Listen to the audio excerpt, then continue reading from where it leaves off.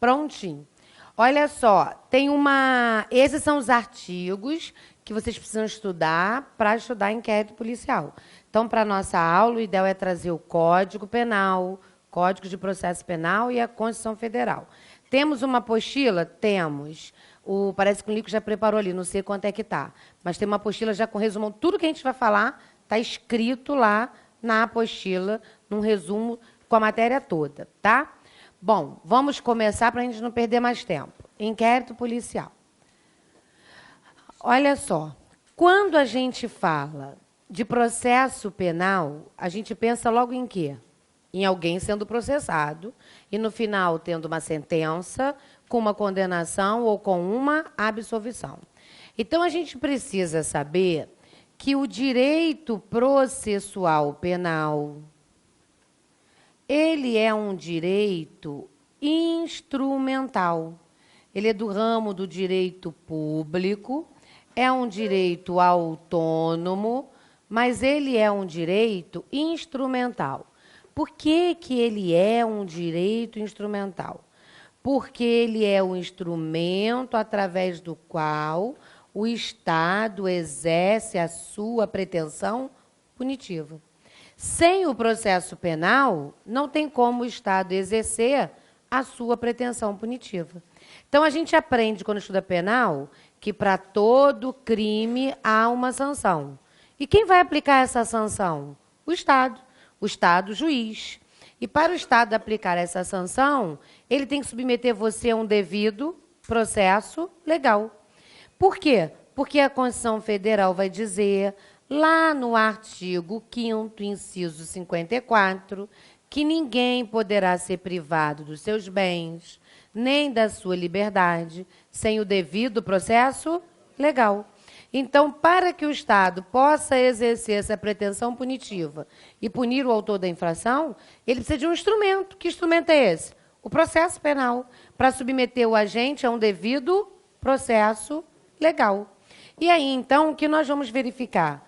Quando alguém pratica uma infração penal, infração essa que pode ser um crime ou uma contravenção penal, todas as vezes que alguém pratica uma infração, tanto faz se é um crime ou se é uma contravenção, nasce para o Estado o quê?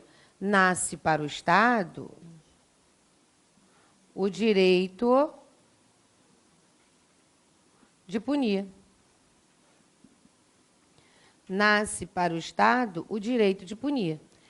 Acontece que o Estado, como nós já dissemos, não pode simplesmente já chegar punindo.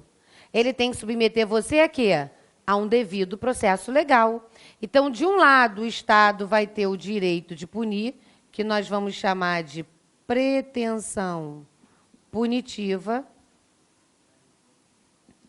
E, de outro lado, nós vamos ter o agente infrator, o suposto autor da infração, tendo o direito de se defender.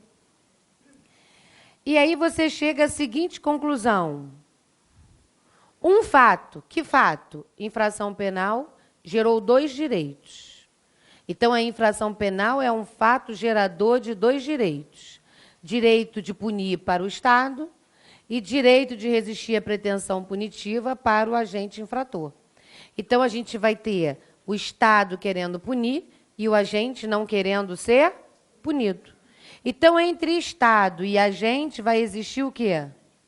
Um conflito. Por que um conflito? Porque ambos têm direito, mas eles têm direitos que são o quê? Opostos. Esse aqui quer punir e esse aqui não quer ser punido.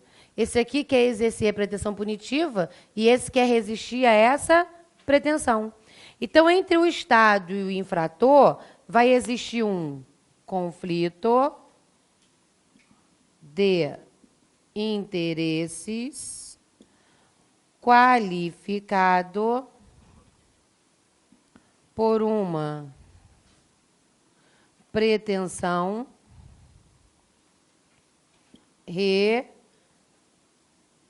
existida.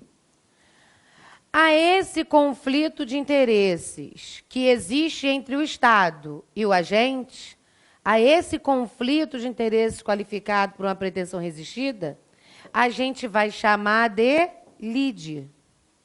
Lide vem do latim litis, que significa litígio. Então, entre o Estado e o agente infrator, vai ter um litígio.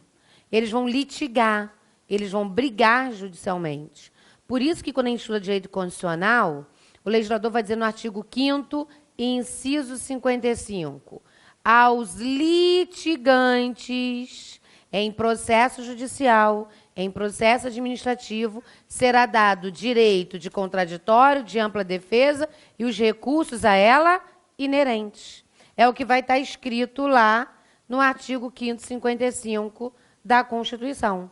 Então, aos litigantes será dado direito de contraditório e de ampla defesa. Entre eles, então, vai existir um litígio, tanto que eles estão litigando. A lide é esse litígio, eles estão litigando. E esse litígio precisa ser solucionado, porque, afinal de contas, aqui existe um conflito.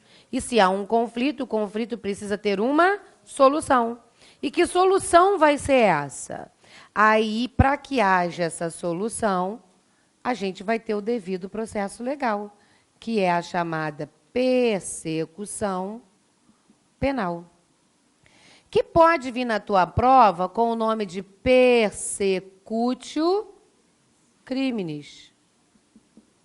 Pode vir na tua prova com o nome de persecutio criminis. O que é a persecução penal? O que é a persecutio criminis? A persecutio criminis, o nome já está dizendo. Persecução vem de quê? De perseguir. Então, persecução penal, persecução criminal significa o quê? Perseguir o crime e o criminoso. O que eu quero com a persecução penal?